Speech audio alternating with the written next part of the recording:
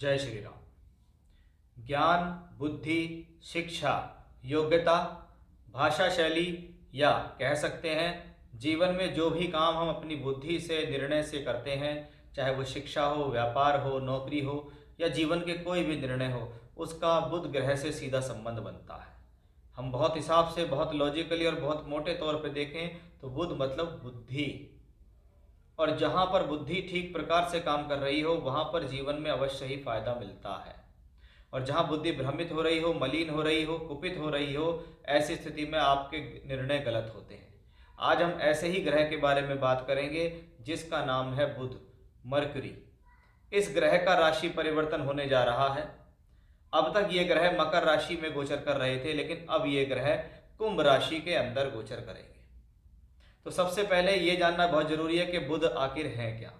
कि जो लोग अकाउंटेंसी का काम करते हैं, जिनका काम बोलचाल से संबंधित है, कॉमर्स से संबंधित काम है, लेखा जोखा है, वो व्यापारी हैं, किसी भी तरीके का व्यापार करते हैं, पैसे का आदान प्रदान करते हैं, खेल से संबंधित काम है, स्पोर्ट्स से संबंधित काम है, शिक्षा विभाग में है यानी एजुकेशन से संबंधित कोई काम करते हैं, लोगों को सिखाते हैं, टीचर हैं, बोलने से संबंधित काम करते हैं, जहाँ पर पैसे का लेन देन बहुत ज़्यादा होता है, जिसको हम कहते हैं स्टॉक मार्केट, इसका भी जो कारक ग्रह है वो बुध ग्रह ही कहलाता है। यानी अगर आपका कोई भी काम इस तरीके से संबंधित है तो आपके ऊपर इसका प्रभाव अन्य राशियों के मुकाबले ज़्यादा पड़ता दिखाई देगा। ये बुध ग्रह इस बार शनि के राशि में आएंगे और ये अपने आप में बहुत खास है। वैसे तो बुध हर महीने राशि बदलते हैं, लेकिन जरूरी नहीं है कि जब शनि स्वराशि के होंगे तब बुध ग्रह उस राशि में वापस आते हों। तो ये अपने आप में खास स्थितियां यहाँ बन जाती हैं कि बुध जिसको हम व्यापार कहते हैं, शनि जिसको हम कर्म भी कहते हैं, बुध व्यापारी है, बुद्धि है बुध, इसलिए व्यापार और बुद्धि का एक साथ होना अब कुछ खास लेकर आपके लिए जीवन में आ रहा है। इसी चीज को मैं आपकी राशि के अनुसार बताऊंगा कि आने वाले समय में, क्योंकि 20 फरवरी 2024 को ये राशि परिवर्तन होगा, 7 मार्च तक राशि परिवर्तन रहेगा। किसी भी व्यक्ति के जीवन में कुछ खास होना, कुछ बढ़िया होने के लिए तो कहते हैं कि जी मिनट 2 मिनट भी काफ़ी है। और यहाँ तो ये ग्रह 20 फरवरी से 7 मार्च तक आ रहा है, यानी कुछ ना कुछ तो किसी न किसी राशि के लिए बेटर हुआ ही है। तो उसी प्रभाव को बड़े विस्तार से हम देखेंगे कि इस दौरान आपकी राशि पर इसका क्या प्रभाव होगा। अगर आपको बुध से संबंधित या शनि से संबंधित दशा अंतर या प्रत्यंतर चल रही है तो ये ट्रांजिट आपके लिए और ज़्यादा खास हो जाता है। साथ ही साथ बुध इस दौरान धनिष्ठा, शतभिषा और पूर्व भाद्रपद नक्षत्र में भी गोचर करेंगे। यानी अगर आपका जन्म इन 3 नक्षत्रों में हुआ है तो भी ये आपके लिए ज़्यादा खास गोचर रहने वाला है। धनिष्ठा नक्षत्र मंगल का नक्षत्र है, शतभिषा राहु और पूर्व भाद्रपद गुरु का नक्षत्र है। यानी कहीं ना कहीं मंगल, राहु और बृहस्पति के गुणों को भी ग्रहण करते हुए बुध इस दौरान गोचर करते दिखाई देंगे। तो अब हम देखेंगे कि ये जो ट्रांजिट आपके जीवन में आने वाला है ये आपके लिए क्यों खास है, जीवन के किस पहलुओं पे ये आपको क्या दे सकता है, आपकी राशि से ये ग्रह कहाँ किस भाव में बैठ गया, किन ग्रहों के साथ बैठ गया, कहाँ का मालिक होकर बैठ गया, किन ग्रहों से युति संबंध बनाया, वो सब कुछ बड़े ही विस्तार से मैं आज आपको इस वीडियो में समझाऊंगा। इसलिए वीडियो को बड़े ध्यान से सुने, अंत तक सुने। और यदि आपको मेरा वीडियो पसंद आता है तो लाइक कीजिए, चैनल पर पहली बार आए हैं तो सब्सक्राइब करके बेल आइकन दबाइए, जिससे आपको भविष्य में भी ऐसी बहुत सारी जानकारियाँ समय समय पर मिलती रहे। देखते हैं आपकी राशि वृषभ राशि के जातकों पर इसका क्या प्रभाव होगा। जैसा कि मैं ज्योतिष के नियम, गोचर के नियमों को हमेशा साथ लेकर चलता हूँ, तो शास्त्र कहता है कि जब तक आपकी राशि का मालिक बली नहीं हो जाता है गोचर में, या कुंडली में भी हम नियम लगा सकते हैं, आपके लगन का मालिक बली नहीं हो जाता तो आप ज़्यादा स्ट्रेंथ प्राप्त करते नहीं हैं। हमने देखा था कि वृषभ राशि के जातकों के जो मालिक हैं वो शुक्र हैं, और शुक्र भी इस दौरान जिस समय ये बुध का गोचर होगा वो कहीं ना कहीं मकर और कुंभ राशियों में ही गोचर कर रहे होंगे। यानी केंद्र और त्रिकोणों में शुक्र का गोचर है, यानी हमारे लिए पहली शर्त मंजूर हो गई कि हाँ हमें पॉजिटिविटी मिलेगी, फायदा मिलेगा। अब हमारा विषय है बुध को लेकर। हमने देखा है कि दशम भाव, जिसको हम कर्म, कार्यक्षेत्र, नौकरी, व्यापार, ख्याति, प्रसिद्धि, मान सम्मान के लिए देखते हैं, वहां पर शनि अपनी ही राशि में बैठा है। यानी शनि को वहां बैठकर कोई प्रॉब्लम नहीं है। शनि को ज्वाइन कर रहा है बुध। कौन है बुध? बुध व्यापार का पक्का कारक है।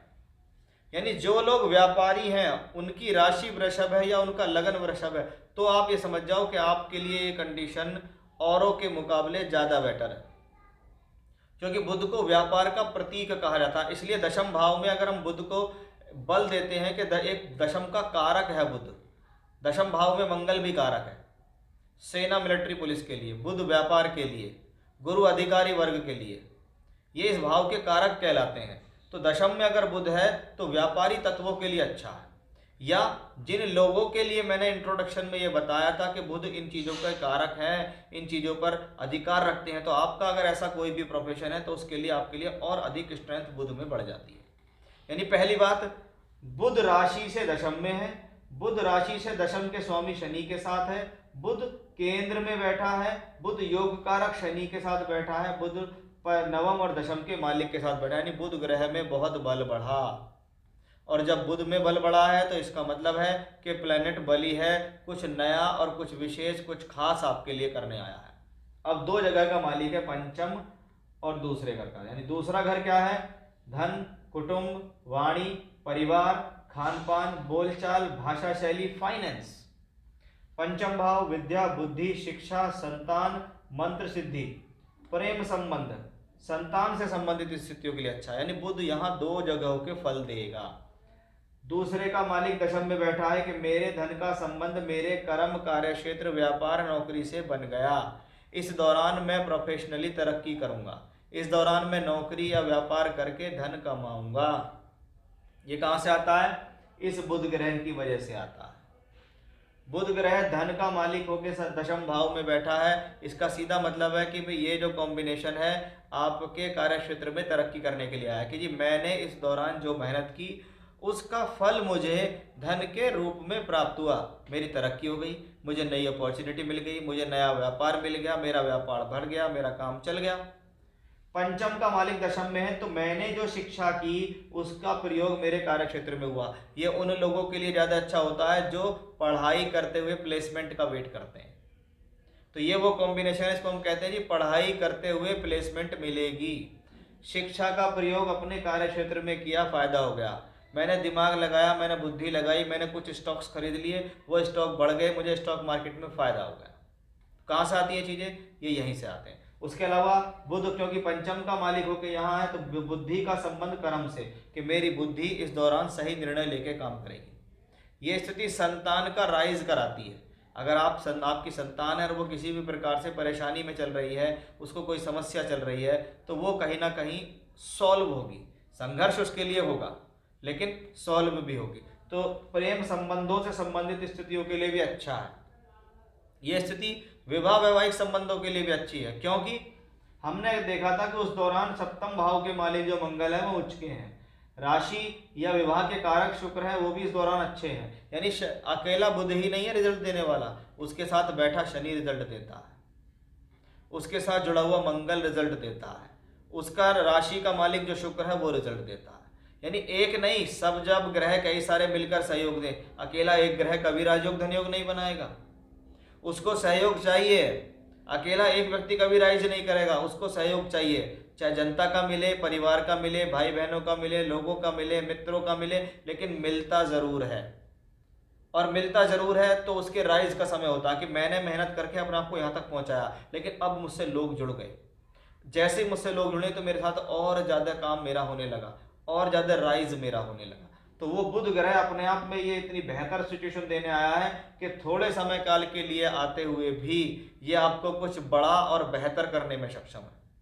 क्योंकि आप अगर कैलकुलेशन वाइज लगाओ तो कम से कम फरवरी, मार्च और अप्रैल का जो 3 महीने हैं उसमें अगर देखें तो कम से कम 9वें, 10वें और 11वें भावों के अंदर ज़्यादा से ज़्यादा ग्रहों का संबंध बन रहा है। यानी भाग्य, कर्म और लाभ, इनसे संबंध बन रहा है। और उसकी भूमिका में बुध बहुत सर्वोपरि होकर काम करेंगे, क्योंकि वो अच्छे भाव के मालिक होकर अच्छे भाव में बैठे हैं, धनयोग राजयोग बनाते हैं। यानी वृषभ राशि के जातकों के लिए बहुत ही खास, बहुत ही शुभ गोचर इसको हम कह सकते हैं।